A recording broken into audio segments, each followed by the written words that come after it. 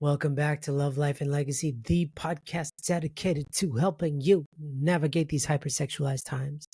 And we do that, right? We help you to navigate these times by giving you tips and tricks and a lot of wisdom from a lot of smart people. Benji and I try to go into the trenches and start digging out the dirt. I don't know what that means, but we talk a lot about stuff and try to understand it ourselves.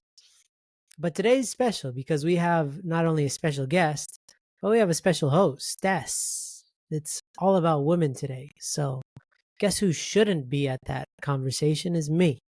Never been a woman, don't plan on becoming a woman. And you can quote me on that. But we do have some professional women. And I mean, professional in the sense that they've been women forever and they're going to stay women eternally. So they know what they're talking about. But also because we have Dr. Sandra Lowen, who's going to unpack female sexuality from a perspective that doesn't get heard nearly enough. And so women in sexuality have almost been akin to God in sexuality, these things that don't coexist very often, especially not in a heavenly way. So they're going to unpack women and sexuality. So men, listen up. And women, listen up. And dogs, if you're listening, listen up. And Sky, listen up. Everybody listen up. This is a very important topic. Just listen up, stay tuned, take notes. Let's get into it with Araceli interviewing Dr. Sandra Lowen.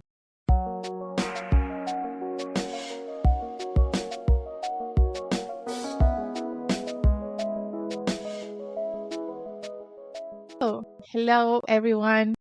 Hello. My name is Araceli. It's so nice to be here again to be able to speak with you. And I just wanted to introduce my guest for this episode, Dr. Sandra Lowen, who I'm called Auntie because she's part of the family. Yes.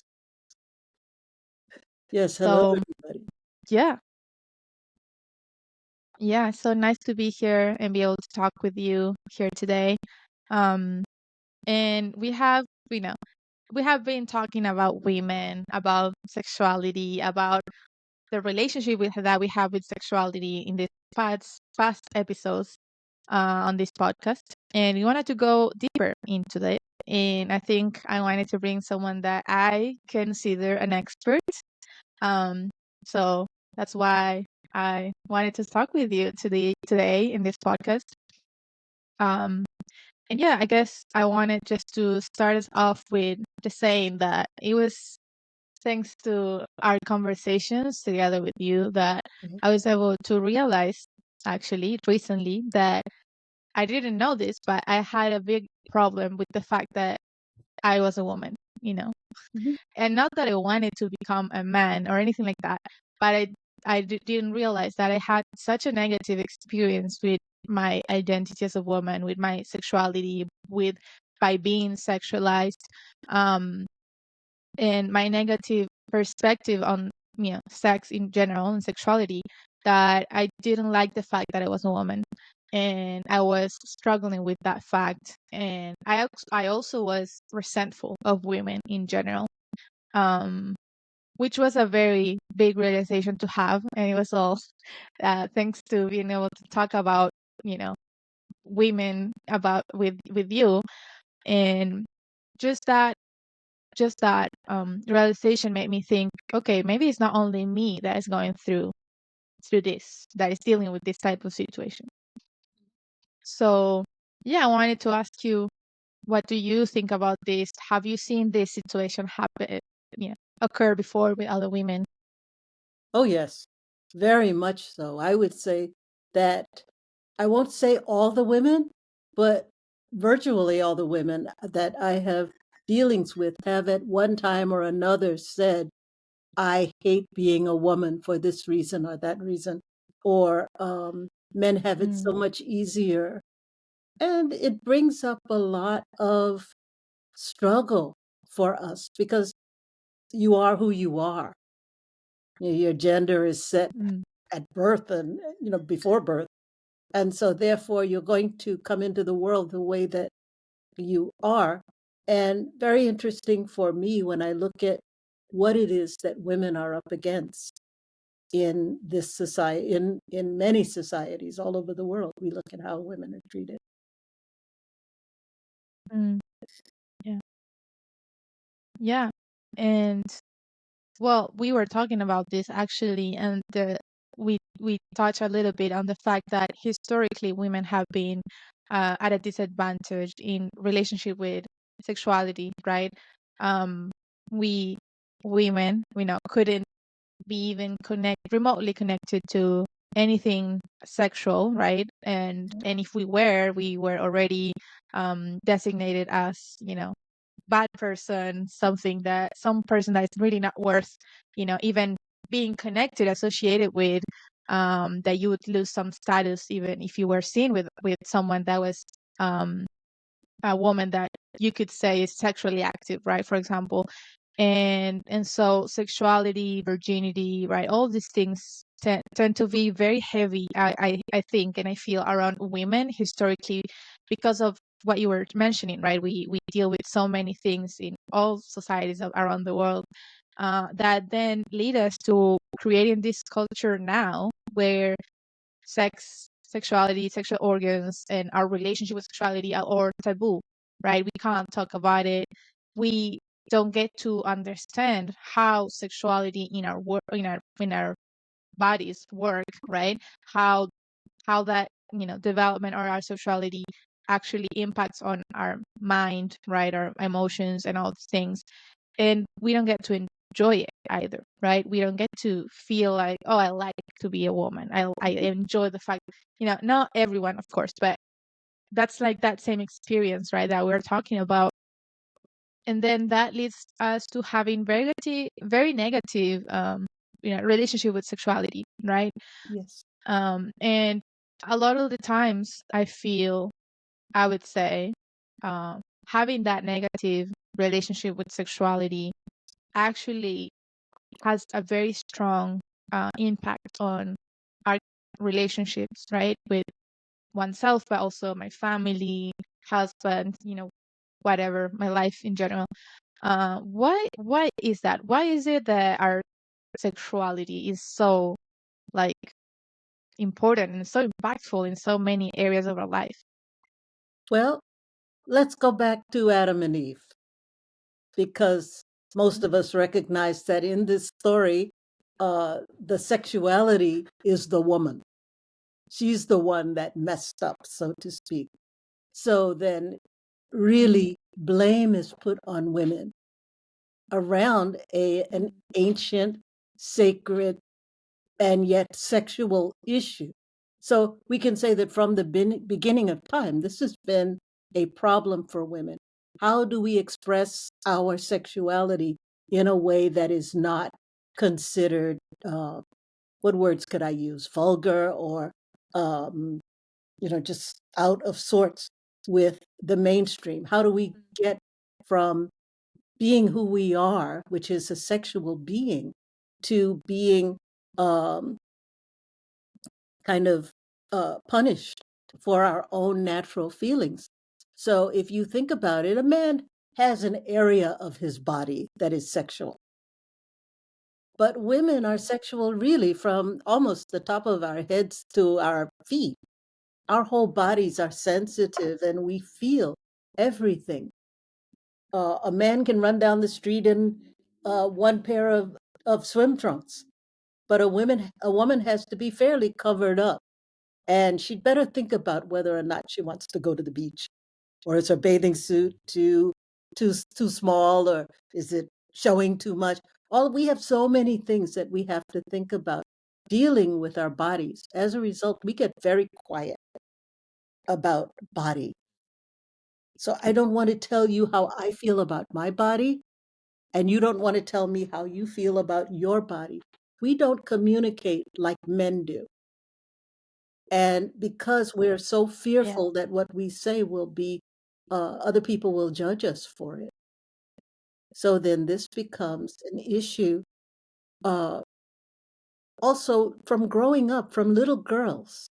If you think about it, how were you raised as a small child? I can remember being told if I'm jumping and happy, oh, look out, put your dress down, keep your knees together. There was some area of my body that had to be protected from everything. Don't dare let this be seen. Don't dare let that happen. And boys don't seem to be under that kind of, uh, under that kind of warning system. As we grow older, Yeah. and little boys, I see them, they're talking because now I have grandchildren and they're boys, and everybody, they want to make a muscle and everyone wants to feel the muscle. But we as little girls, when our breasts start to develop, we tend to have a walk. We bend over because we don't want them seen. So we don't have the same attitude that men have about our bodies. So what is the thing that you want to do? What is the solution to that? We can't walk around, like big chested, because then we really will draw a lot of attention. On the other hand, because we don't talk so much as women to our mothers, to our daughters, to anyone about our sexuality, it's a rare people that can actually express this, then we become very secretive. And the things that we want to learn about ourselves, we learn in the quiet place.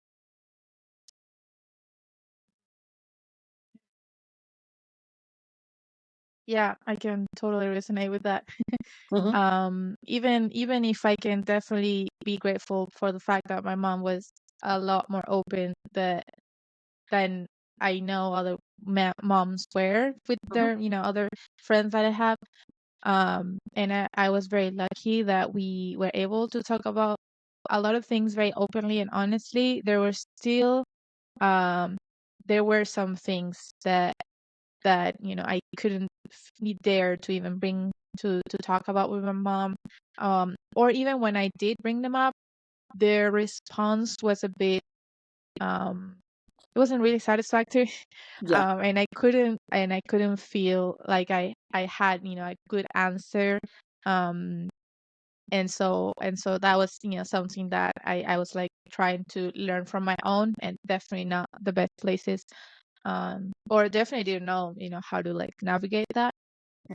um but yeah, I can totally feel that connection with with all those experiences making me feel very negative towards my own body, towards the fact that I have breasts, the fact that I had a certain type of body that people are looking at, and all those things kind of like made me definitely feel not wanting to get any attention.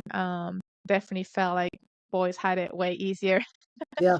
um and yeah, and that's very rough actually, and I think that's the main thing that then led me to kind of like inadvertently and very like under the rug, let's say, not like myself just because I was a woman, not like the fact that I was a woman, not like the fact that I would eventually, right, my whole body is designed to then become a mother, and all those things I was kind of like refusing to accept in a way, and I was definitely not enjoying.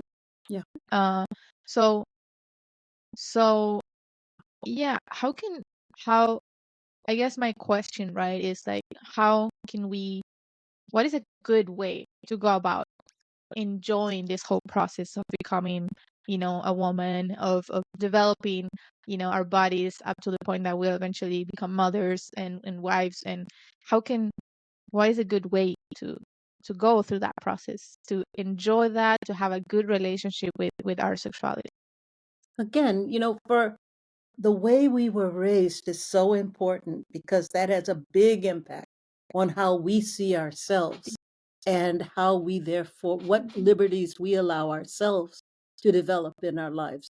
So I know when I was a child, Mhm. uh, and I was reaching, that 12, 13 years old, uh, my sexual education involved my parents handing me a book. It was called Facts Mhm. of Life and Love, and they gave it to me. I think it Mhm. wasn't they it was something they got from another family. And that book Mhm. sat in one spot for weeks and weeks and weeks. And every now and then I would kind of dust it so no one noticed the dust. And finally, my aunt Mm, came to me and she said, "So, did you read the book?" And I said, "Oh, yes." Take it. I gave it back to her. But that was mhm, my sexual education. And I knew no more about my mhm, body from having a book sit on my little table than I did before the book came. For most parents, there was a shame about their own bodies. And in some ways, we have to help mhm, our mothers and our female caregivers overcome their own shame so that they'll talk to us and they'll tell us things. mhm, As a person coming out of a fundamentalist background, I was told as a child, first of all, you never touch your body. You just don't, mhm, because terrible things will happen to you. Your hands will fall off, you'll go blind, whatever. And you stay mhm, busy. I logged up so many hours doing uh, volunteer kinds of things so that I didn't have the time to get into what is my mhm, body like. And no one was telling me. So a lot of what my body was like, I found out, if I say it, I found out in the marriage relationship because I just didn't know what mhm, those parts were and what they did. So, that made it kind mhm, of difficult. But now, if you right, don't know the answers to questions, you can go to the internet. And many people think, well, why can't I watch, figure out my body online? And the simple answer is, if I go there for my science projects, I go there to do this, I go there to find out how to fix my, uh, I don't know, my toilet, my whatever. Why can't I look that up? And the information is there, but it's not good information. And it's not collected for a mm, holy reason. So right, finding out more about our bodies as we grow. If you think about it, we were supposed to marry at the time that we first became capable of having children. That was the tradition so many years mm, ago. You were 13 or 14 years old, you were a mother maybe. So that there was not this mm, question. But now we go for such a long time without marrying, which would be one place we could learn about our bodies. We would hope that the husband knew what to do with that information. But we now are in a situation in which we find ourselves bombarded with sexual images, with things that are sexually stimulating um, at all times, 24 hours a day or night. There's something, we sell cars with sex, we sell food with sex. We do, everything is involving mm, some kind of sexual thing. So it's easy to feel, wow, I don't know what's going on. I'm just lost. It's everybody is sexual but me, which is not true, but it's easy to feel that way. mm, So what do we do as women to protect our own integrity while we become the flowers that we are, while we bloom? I think the first thing mm, is to understand what is sex. And that's a question. What is the purpose of sex? Why are we sexual? mhm, And if we look for an right, answer to that, and it may differ for everybody, but essentially, we have sex so, I mean, there's no other way to bring children onto the planet unless you're going to do in vitro, which is very expensive and doesn't always work. But you certainly need, the simplest way to have children is sexual, but that is not the only reason for having sex. It's to develop an intimacy. It's to develop a mm, closeness. It is not the only vehicle for developing love, but it certainly is a major component of a love relationship. mhm, Another thing mm, is to go with our natural feelings. A lot of us push things that are not really there. So when I was in high school, which was, back when I think Jesus had just died, I feel like sometimes when I was in high school, uh, if a girl had been sexually active, oh my gosh, she was just, no one talked to her. She was considered horrible and mm, just kick her out. But mm, nowadays, everything seems to be absolutely the opposite. So that if you are a religious person who prizes your sexuality, then you might even feel like, yeah, we have this wonderful way of looking at things, this wonderful way of viewing things and being honest and preserving ourselves until marriage. But the simple fact is nobody else is doing this. So why should Yeah. I do it? Which is a question that each of us has to answer for ourselves. Mm. Yeah. Yeah. I like that, the fact that what you mentioned before, that a lot of the times we will have to help our mothers or female caregivers to overcome whatever shame or issues they have in their own relationship with sexuality, in order for us to then also learn about our sexuality. Yes. And I think it's very important to be aware of the fact that historically, right, as you were saying, we would have been married at 14, 15 years old. And so now we have this gap, right, between teenage years until 20 somethings that will get married. There's a long time where we are developing, where our bodies are, basically ready to become mothers, and to also have that sexual relationship that will bring us closer, right? Yes. To That will bring us, to have intimacy with our relationship with our husbands. And so we have all these years that we are in the meantime developing personally, careers, studies, working, all these things. And at the same time, we are feeling our sexual drive, right? Lead us to something, right? Yes. And a lot of the times we don't know what is it leading us to, right? Mhm. And a lot of the times we don't know what to do with it, how to deal with it. Why is it even there, right? Why am I feeling some type of sexual way, Mhm. and what should I do with it? And you know, how can I proactively deal with my feelings that are coming from my sexuality, from my body developing, Mhm. in a way that is healthy, and in a way that is conducive to that purpose for sexuality that comes from God.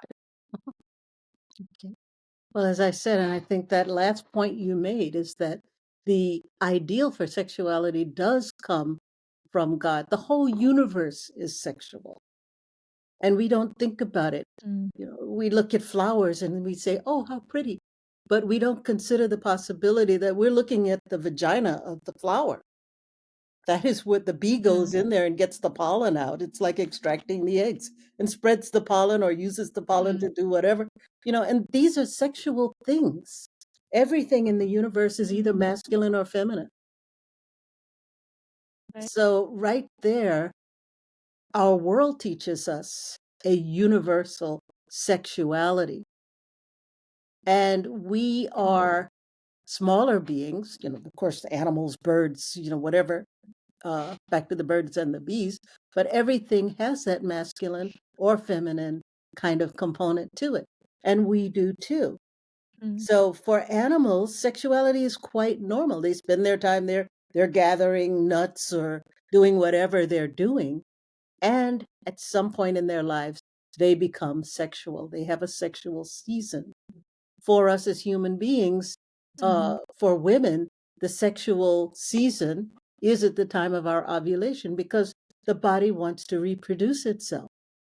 And it's saying, okay, now you're 23, where's mm, the baby? And, you know, it's mhm, calling for that. And it's saying this is it. mm, So we get these feelings within ourselves that we aren't ready to answer yet. Learning mm, to defer our sexual feelings is something that, if you look at some of the great philosophers like Herbert Marcuse, who was one of the guys that was trying to bring about the fall of civilization, and he talked about the fact that the biggest, uh, what would you say, the biggest deterrent to bringing down a civilization was having a group of people who were centered on higher purposes. Once, if you want to destroy a Mm, civilization, all you really have to do is break it down to the point where everybody is experiencing sex as they desire, or thinking about their own mm, pleasure in terms of something like mm, masturbation. Um, One of right. the sad things about pornography, for instance, is that you're not really, even though you look at that and it's stimulating to you, and people, I've heard people say, well, I watch this so I'll know what to do with my husband, I'll know what to do with my wife, whatever. But you're learning what that person Mm, is doing with another person. It's not directed to you at all. mm, And your spouse mm, may have absolutely no interest in what you've learned that that person wanted to do. So that's one of the issues right. with pornography and why it's difficult to learn from pornography. And it's something then that's just spinning around, Mhm, and I don't have to go into all of the things because I know High Noon does a whole thing about neural pathways and all of that. And I'm, uh, you know, would rather deal with from a more social point of view. When mm, we fixate on yeah. something that is not a person to whom we're going to give our love, we become preoccupied. And that preoccupation causes us to overlook human beings. And we don't want Mm, our sexuality to become objective, that is, centered on pleasure, centered on specific parts of the body, and not on the whole mm, person. I talk mm, to my husband sometimes, and he tells me, sex is like a celebration. So if you just go out and have the party, but you never do anything for the party, then you're just partying all the time. And ultimately, you run out of steam and lack of interest. So, therefore, mm, what we need to do is we need to be doing other things that build a society, that build our culture. Most of us early on, if we have decided, oh, well, let me try masturbation, or let me try something else, or let me get involved with premarital relationship, have not yet built our character. And that's a pretty mm, significant thing. So I can't give love to someone else unless I know a little bit about myself. I should be able to know, what are my feelings? How am I? And what do I have to give to another person? And that might put a little mm, bit of a hold on our diving immediately into a sexual relationship or into some kind of self-stimulating thing. mm. Wow. Wow, so many things there. Yeah.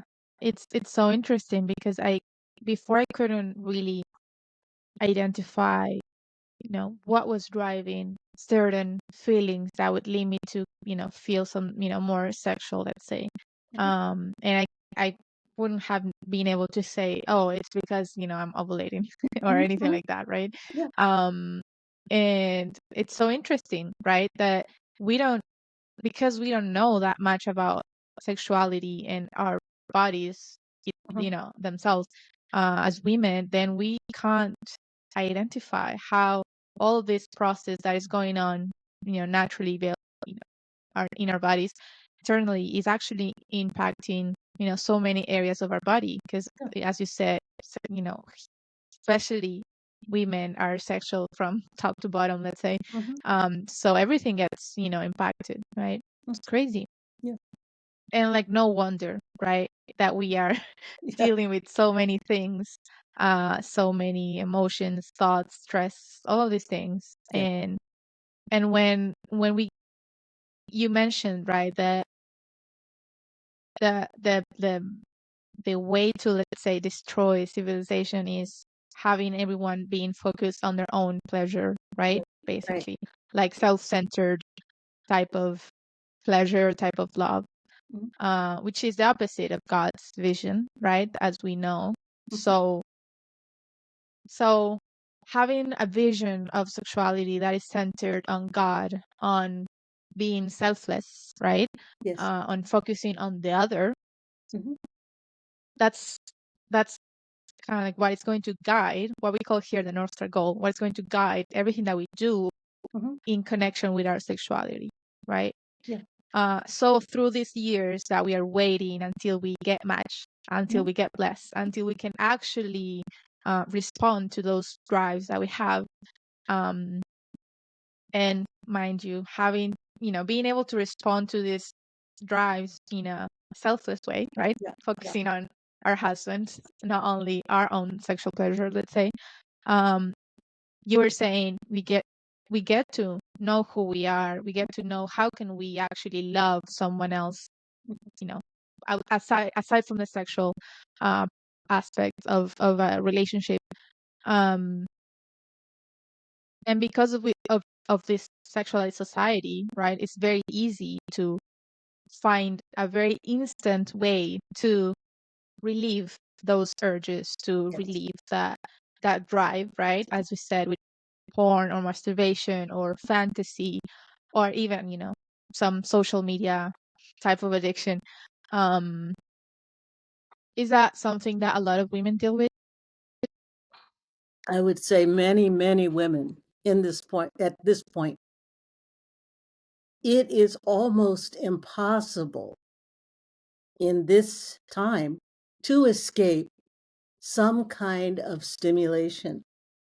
Was it? I was Mhm. watching something on TV. I thought, oh, I want to watch a TV show. So I saw this thing and it looked like a little cartoon. So I clicked on it. And the next thing I know, I'm in the middle of this, whoa, what the hey, that was very, Mhm. very involved. And I thought to myself, no, I'm not supposed to be watching this.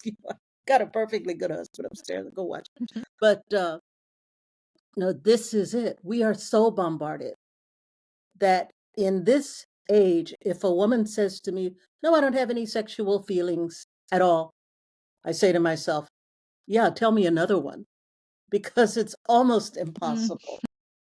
That's our Mm. society. We have become so sexualized that we have to actually go the other way rather than being the rule. We are now the exception, which makes us I pretty agree. special because we know Mm. why we don't want to dive into sexuality and get pulled into that and watch the rest of the movie or do anything like that. There is a part of us that lets us know when something is not quite right. And that's an internal thing that we need to listen to. So when something is starting to ring that little bell back here and say, ding, ding, ding, ding, ding, ding, this is going to go to a bad place, then we need to get to the point that we can say, yeah, click, let me find something else to do. And that Mm. is what the issue is. But sadly, our society continues to sexualize itself. And I would say that almost Mm. every woman has some issue. Sometimes we find people getting into sexual situations because they themselves were sexualized at an early age by some predatory person. Or they, Mm. just kind of looked at something when they were younger and thought, let me try this and see what it's like. But these are all things that our women have to deal with. We are not Mm. always willfully sexualized, I'll put it that way. And when that occurs, Mm. even if it's a small thing, even if someone just touches you inappropriately, there's a transfer that takes place there. There's something that you feel. And sometimes the dive into masturbation or into pornography is just to figure out what just happened to me. And that's Mm. understandable, but it's a place in which people kind of need to seek help and seek counsel and seek talking to other people rather than acting out on those things. Mm. That's something to consider. So what does a Right. woman do? And this is maybe the flip side of the question that we're asking. We are expected to be completely celibate until the blessing. Mhm. That's the ideal. Yeah. And I'll tell you, it was a lot easier for me than it is for somebody today. So Mm, because I think yeah. the 1800 blessing, I was talking to my husband, the 1800 blessing, you were supposed to be a complete virgin to go. And, Mm, you know, I don't know, I went, but it was because I had been raised almost in a vacuum as far as sexuality was mm, concerned. Nowadays, that would be a very hard thing for people not to have at least tried something. But yeah. my opposite question would be, how do you turn that on after going through all of these years when you can't do anything? And this is a Mm, question I yeah. get from a lot of women, matching candidates. Mm, Okay, all my life, my mother told me this, my father told me this, my teachers told me, my central figures told me, GPA told me, don't do anything. Now I'm getting ready to go to the blessing. How do I make that yeah. switch over? And should I have watched some Yeah. porn? Should I have, it becomes that kind of question. And it would be interesting to know how Mm. young people are handling that. What are you thinking? What goes on?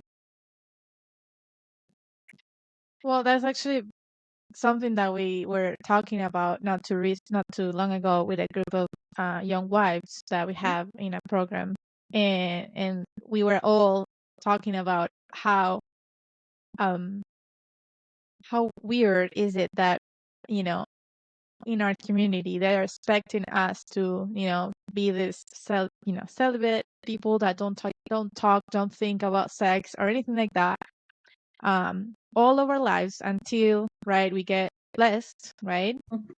Hey, just a quick interruption to tell you about the 40-day High Noon Challenge. If you're trying to find a way to start living a high noon life today with no shadows and create a radiant blessing, then this simple challenge is for you. We will send you daily lessons from our team that will keep you motivated on your journey. It's totally free, guys, and you'll get constant content directly to you. Just sign up today at highnoon.org/challenge. That is highnoon.org/challenge. All right, back to the show.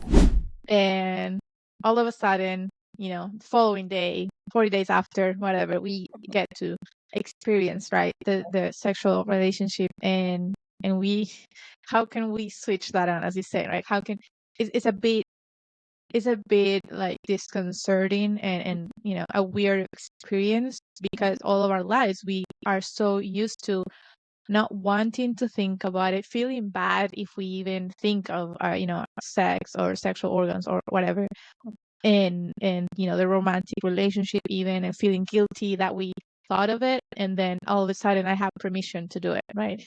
And now I don't know how to do it. I don't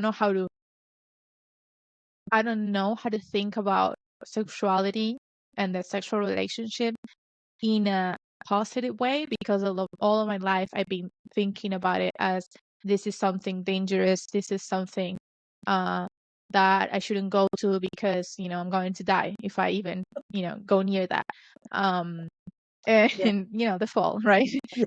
I'm going. So yeah, I don't want to go even near that because it's dangerous, it's scary, it's bad. Basically, that's the Mhm. main thing. That's the main message that we get from all of our community, even if not intentionally. The fact that they want us to be protected, I understand the intention, but it becomes some sort of over protection. I'd say over correction that then when we get to the blessing it takes a while to actually dismantle this type of thinking around sexuality, about around the sexual relationship, around my own body being touched, or um about enjoying even all these things that supposedly God created with this idea that we are going to connect, we're going to get closer, having this, true intimacy. We're going to celebrate our love, right, as you were saying. But before my blessing, I couldn't think about it in that way. And so it for me, I had that experience where I had to take a time from my relationship with my husband, and to really decide to change that perspective. Yeah. And I had to be very intentional about it, where instead of thinking that it was something bad or dirty or something like that, then that I should think about it as, this is the way I connect and I give love to my husband. And it took a lot of time and intention, and at the beginning it felt a bit weird. It felt a bit, forced, even to have myself thinking about it in this way. Until it kind of made the click eventually, that I was giving myself to my husband to be able to love my husband, thinking about his, experience, thinking about wanting to be truly connected to him, and receiving that same, thing from my husband. And that made the click for us, that for me especially, that sexuality and the sexual relationship is actually an incredible, sacred and beautiful thing, right? And I was able to enjoy it like what it was meant for, right? Yeah. But I was struggling with it, and also I was fighting with it. I was fighting with that whole concept. I couldn't like even wrap my head around the fact that, oh, this is actually something that not only I have permission to do now, but it's kind of my duty to enjoy, in a way, right? In other words, but it was hard, and it takes a while. Yeah. Well, it's interesting to me because I think you've really brought out a good point here. It's kind of like, no, no, no, no, yes, yes, yes, and you've got to do it. One of the things that people do is, I think, kind of, you mentioned 40 days. So for most people, on the 41st day, they think they have to do something. And that's not so. It's like you've got to take a little time to get to know the other person, to get to like the other person. Because even if you have been knowing each other for 6 months, 10 months, a year, maybe you knew each other as children, and now you're getting together in the blessing. Even if that is so, you still are going into an entirely different relationship. I give the example, my father-in-law, who I loved, he was like one of my favorite people that ever lived. I absolutely loved him. But at one point, he was teaching me to drive.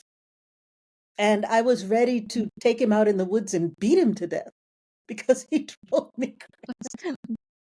He thought that I would do a certain job like this. You will do it, stop, look in the mirror, change all your mirrors. Okay, I don't like seatbelts, but you put the seatbelt on.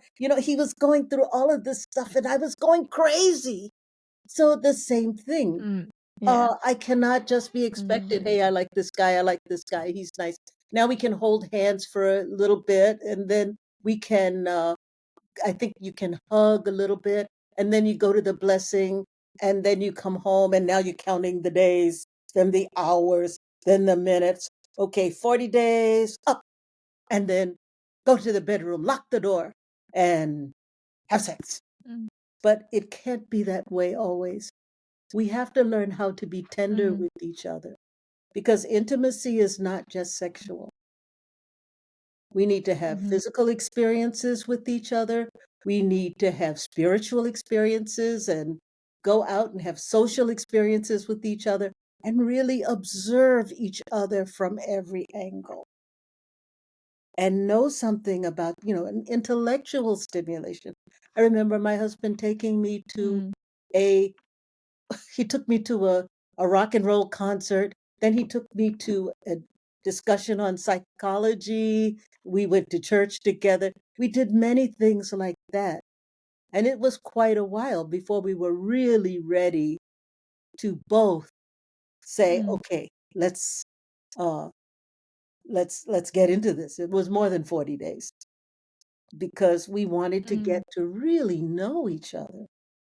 No one wants to climb into bed with a stranger, and especially to do what has never been done. So there is a point at which my aunt used to say to me, well, when you have a husband, he'll teach you everything you need to know about sex. Actually, in my case, she'd say, if you ever get a husband, he'll teach you everything you need to know about sex. But the point is, what if the husband doesn't know? Which is why a lot of people tell me, well, that's why I've been, I've developed a porn habit because I wanted to make sure I knew how to please my wife. I don't know about that one. But we need to learn how to really invest in each other. And we need to know how to deal with each other. I've heard brothers say, well, I'm going to get the blessing now. I can have sex. But is that the only purpose of the blessing? The blessing is, as I said before, celebration. And it is something that happens when we are together, when we understand each other, when we're working with each other. It is not the cement to hold relationship together. Therefore, we don't need to be so concerned about it. Better we learn how to make ourselves better people, how to make ourselves people that will be loved. And I'm a great advocate of sex. I believe sex is wonderful in the right place, under the right circumstances, with the right person. But again, we as women have to become more comfortable with who we are. And we have to somehow become proud of being women. So I was saying, there are cultures in which a woman has to be covered because men don't want to be tempted. Then how does that make a woman feel about herself? There are cultures in which a woman shaves her head because the man sees her and then she puts on a wig. I never understood that. And the man, because the man might be tempted by her hair. There are cultures in which, all kinds of crazy things. If you look at the cultures in which the woman had to walk behind the man 6 paces and so on. We as women have been put down. And this is not an altar call for, the women's lib movement, but we need to actually demand our place as rightful owners of the other half of God. And when we can look at ourselves as God's feminine side, we'll do a lot less things to our body because God resides in us. And because God resides in us, we don't want to freak God out with what we do. On the other hand, when man and woman come together representing those two sides of God, God can be present because we are representing him and her in a sense. So it gives us a different way of looking at my importance as a woman. Now that women are also working, women are also breadwinners, women are also giving men more of a hand in raising the children and letting them know exactly what that's like. We can stand equal, but not better than men.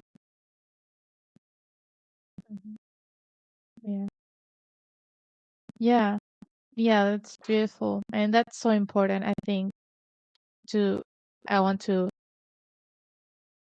stress the importance that we, in this process, right, before we get the blessing, right, and all these years that we have before we get to, let's say, enjoy the sexual experience with our husbands, own up, right, to our identity as women.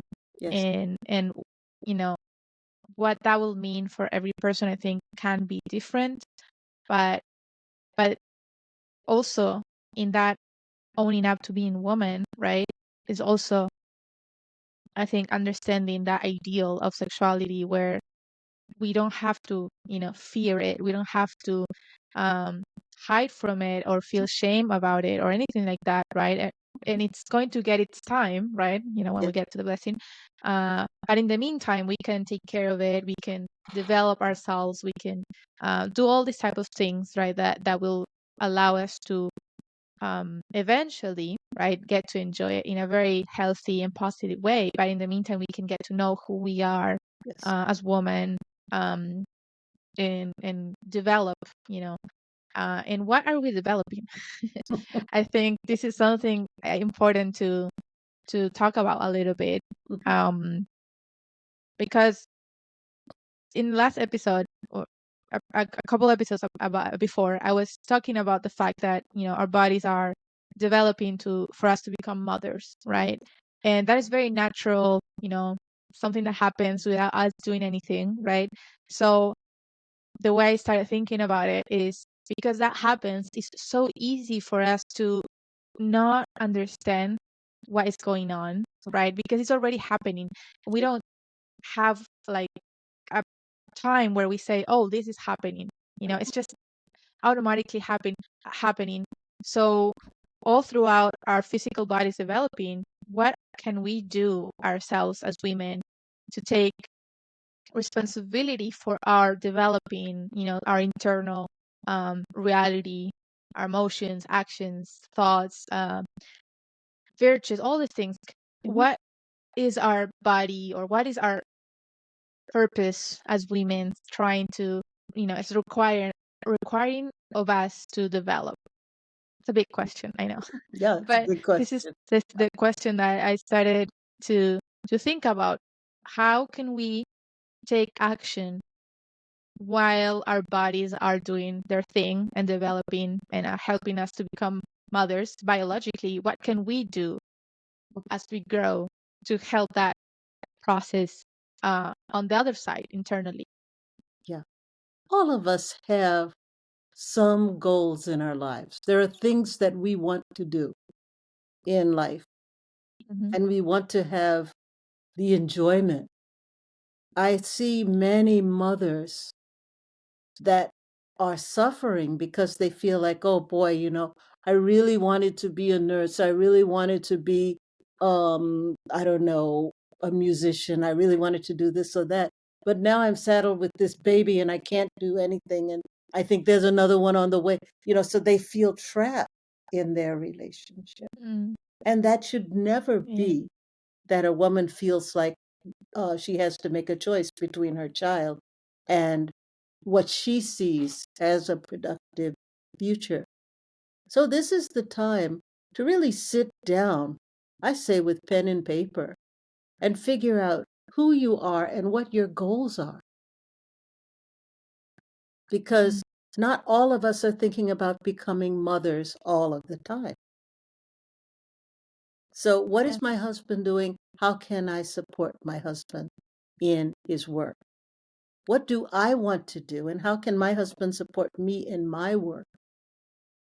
And when we have children, how will we balance our lives so that having those children is not a burden to us, but so that it is a Mhm. celebration, another thing to celebrate? This becomes Mhm. very important.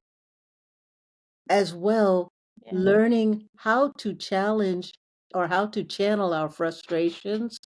I know so many women that when they feel frustrated, they launch on their husbands. And the poor husband is like, what did I do? And women who allow themselves to become unattractive. I see this a lot before the blessing, that these girls have their hair, it's like, and they've got their big glasses on and they walk around like this and they're hoping no one looks at them. Well, when you have a husband, you want him to look at you. Mhm. Yeah. Not to say that men are fickle, but if he's not looking at you, he's looking at someone else. So that you don't want.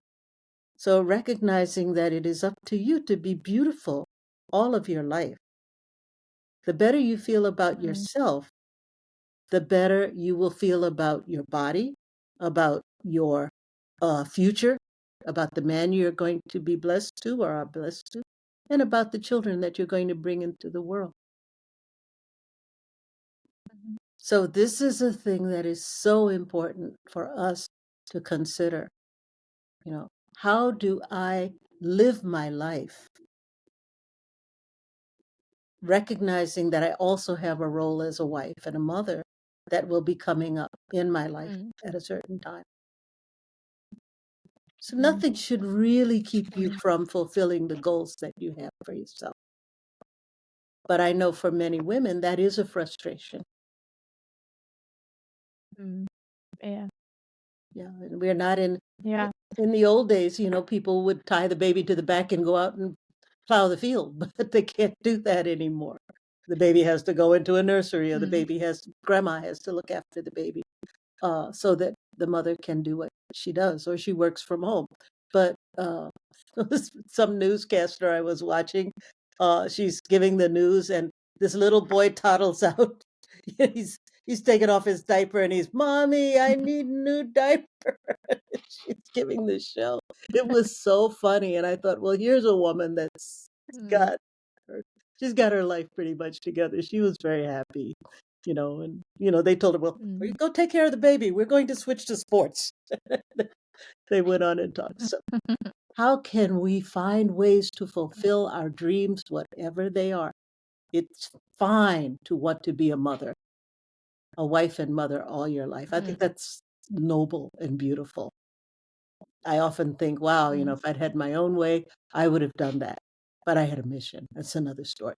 And the same thing, there are women who want to be mothers and they want to travel around the world as missionaries. So it's all a matter of sitting down and planning with your spouse when the spouse comes, but knowing beforehand, what are my goals? What do I want to do in 1 year, 2 years, 5 years? And if you're working toward your goals, you have less time to think about your body in a self gratifying way. Yeah. Yeah. Yeah, it's very important.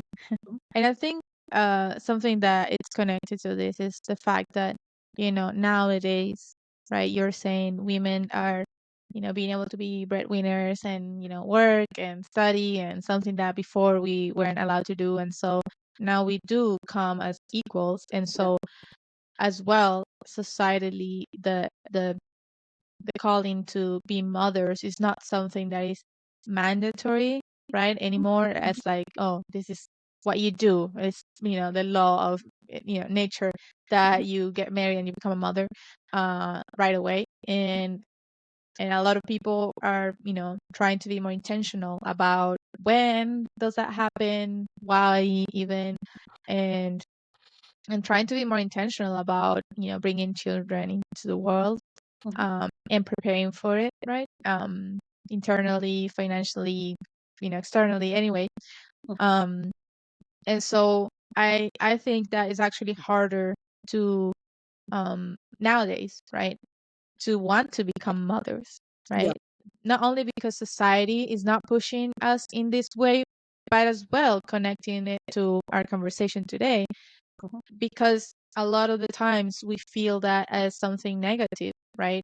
In a lot of ways, it has a lot of consequences in our bodies, in our emotions, in our dreams, as we were saying. And so it's hard to, a lot of the times, to feel like you want to become a mother, even though our body is pushing us towards that, right? And so sometimes it's kind of hard to balance those two things, right? The fact that my body is kind of like biologically getting ready for that, but then myself right now at the moment, I don't know if I do want that, if I feel ready for that, or for example, as we were talking about, I don't want to be I don't like the fact that I'm a woman, right? So how could it even be a mother, right? So all these things, I feel like, are connected, right, from very early on. The fact that we get to enjoy the process of becoming a woman, right? Right. To eventually walking towards eventually becoming a mother, with a better relationship towards all of that process, instead of oh, it was a surprise, it was a mistake, or something like that, right? Yeah. Yeah.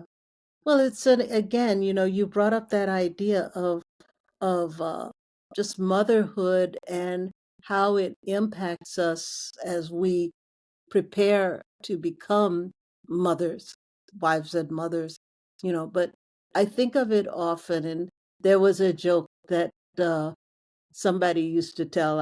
It was very cute, but it was like God took 6 days, he created everything. On the last day, he created woman, and he said, I can't do any better.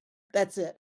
I'm done. Mm. And so we were God's last Mm. creation because God felt as if he had evolved to the highest point, which was women. And so I often think of Mm. that when I think of being a woman. I used to wonder what it would like to Mm. be a man. And then I realized, well, men have more stressors, they die earlier, they have to do all of these things. Uh, they go bald, they do so on. I could go on and on. Not all of them go bald. My husband has a full head of hair. But I thought about those things and I thought, yeah, ultimately, I like being a woman. I think for a long time, and in our movement, it's very easy to feel like I'm a person, which is nice because we're not exercising our sexuality. But Mm.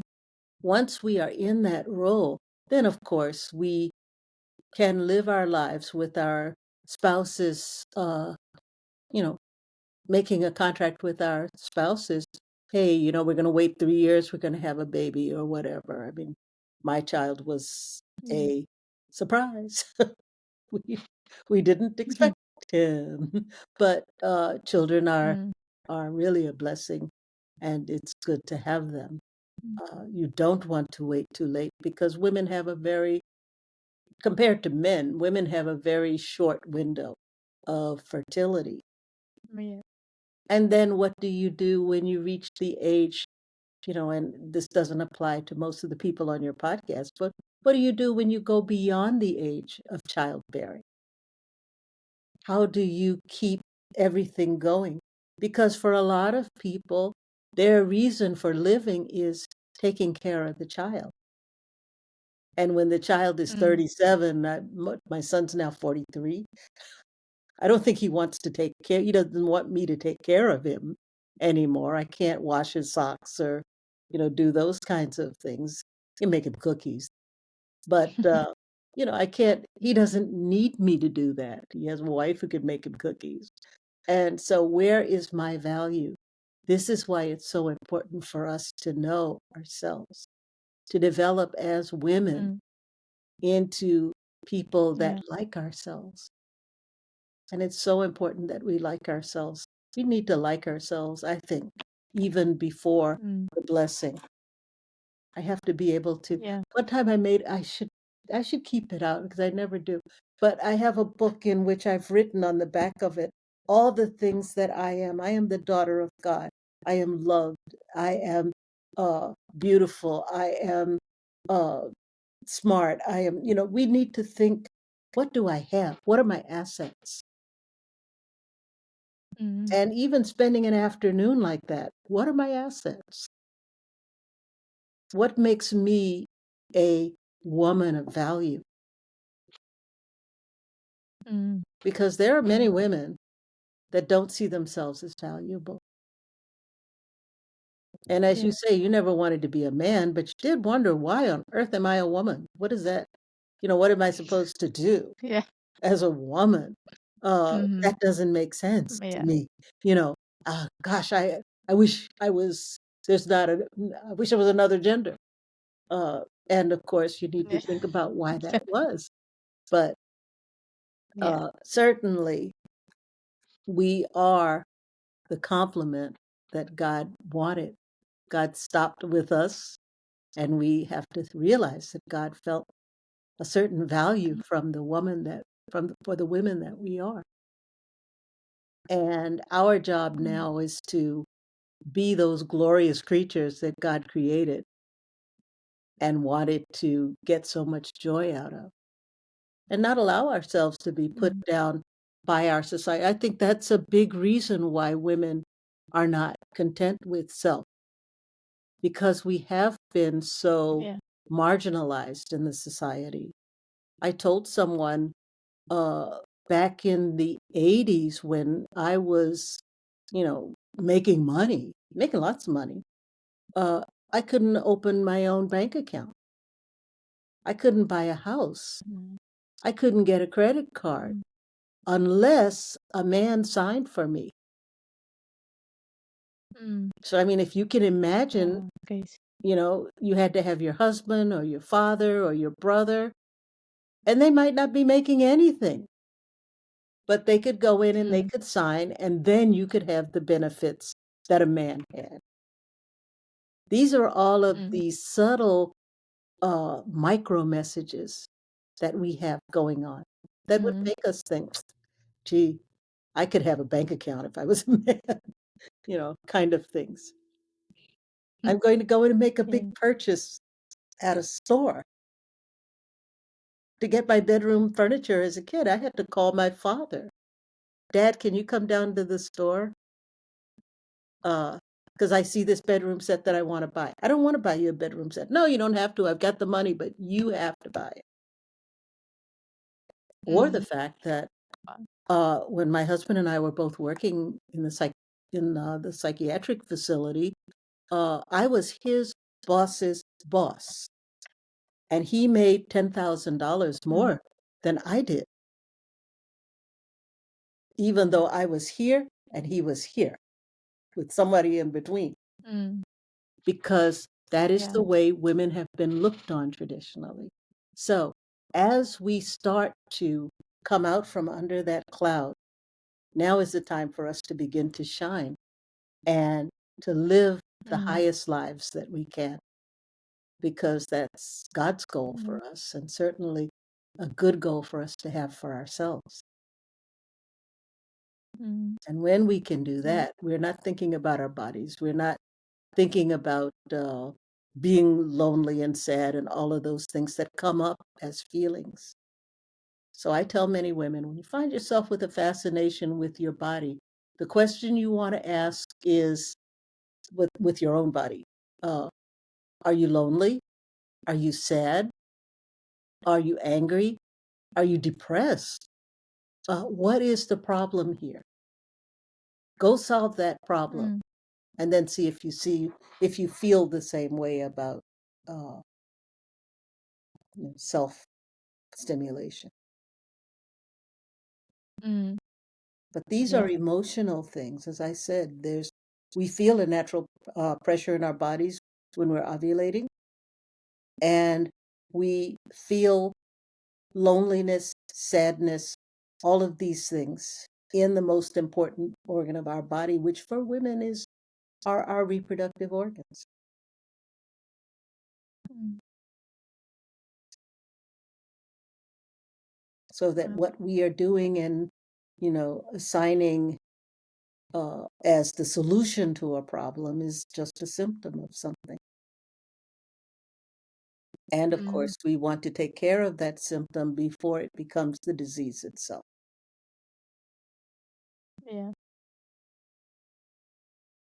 Yeah. Wow.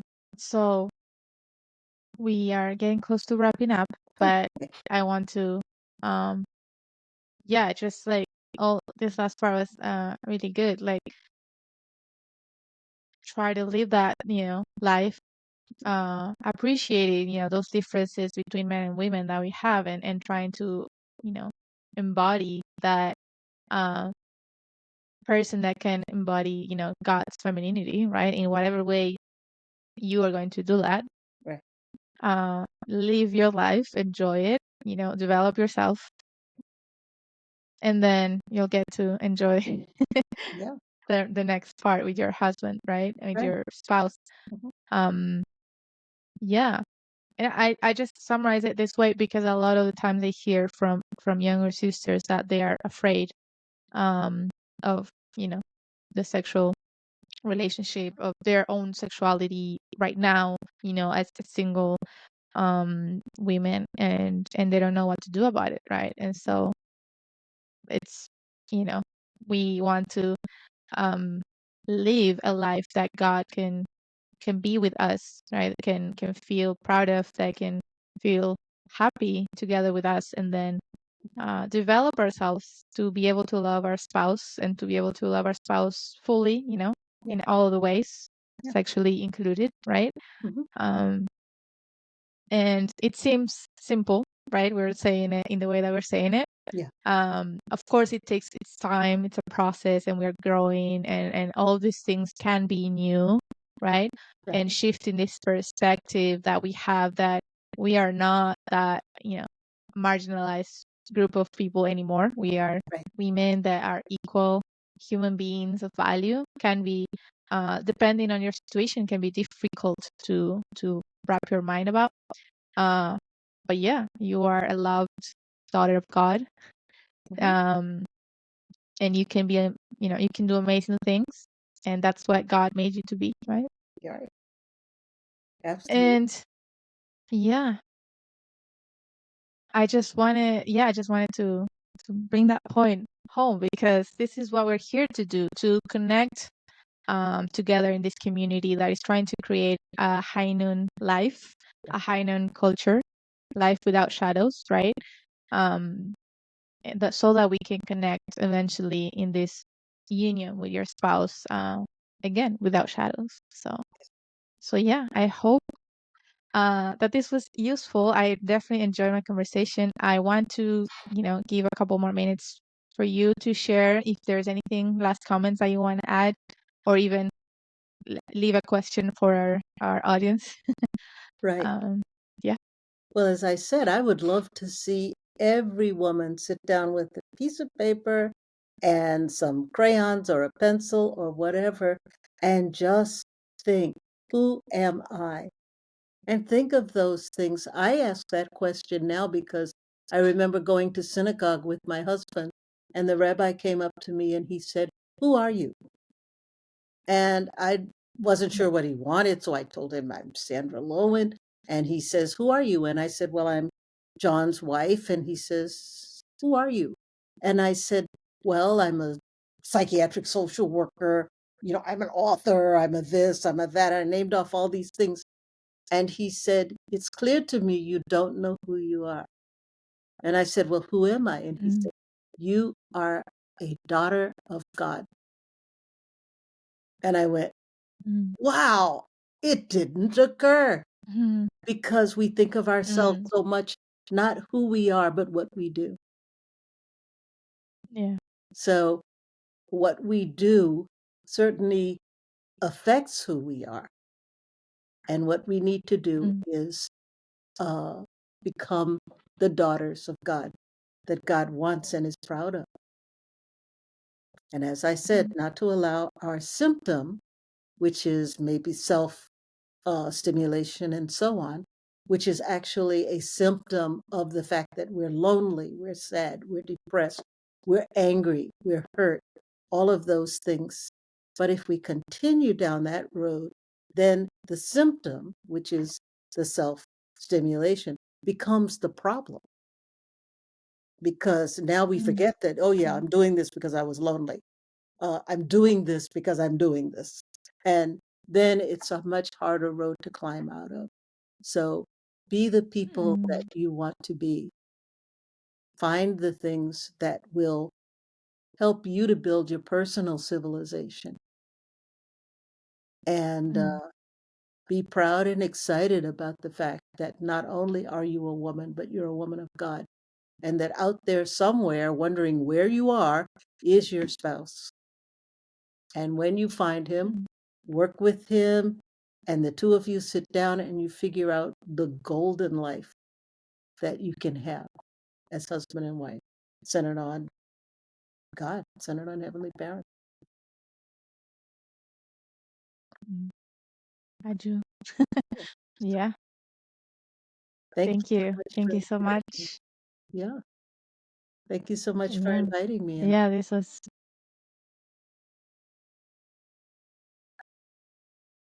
great. okay, good. I'm so glad that you were able to join us. And yeah, maybe at some point we'll have you back again to continue this conversation, because I think it's a good, this is a start, right? And we want to continue to help our younger sisters, to continue to grow, and also help our connection, right? What you were saying, we Yes, sometimes we'll feel alone or depressed, and then we'll go to porn or masturbation, and we'll forget to actually treat the root, right? The cause, which is that we're feeling disconnected. So how can you have a healthy connection, right? That's the question that you guys, girls, need to ask yourselves. How can I create a person that can healthily, connect with people? Right. Yeah. Thank you so much. We're gonna leave you with that question to reflect on. That's wonderful. And yeah, we'll see you on our next time. Thank All you so right. much. Okay. Bye. All the best. Bye. Hey there. I hope you enjoyed that episode. As you could tell by my face, a magical experience for myself. I hope it was magical for you. I hope you got a lot out of it. Let me invite you to the Ascend program. I want to take a little bit of time just to make sure that you understand what this thing is. You see, every few months we open up registration so that people can join our porn recovery program. If you have any issues at all with porn, even, oh, it's just once a month, oh, I just masturbate every once in a while, this is all an opportunity for you to figure out, why do you do these things? Why is it that you run away from yourself? Why is it that you use sex as a form of escape rather than a form of connection to God? There's so much that you can learn about yourself if you prioritize the process of learning. And that's all the Ascend program seeks to do, is to help you to understand yourself at the highest possible level regarding sexuality, about your unhealthy habits and replacing those with healthy habits so that your sexuality aligns you with God and your ideals. So please consider joining. Go to highnoon.org. It's right there at the top of our website. Register. Get yourself in the Ascend program. If you've been thinking about it, do it. If you haven't been thinking about it, do it. Just do it. Thanks so much, everybody. See you next week.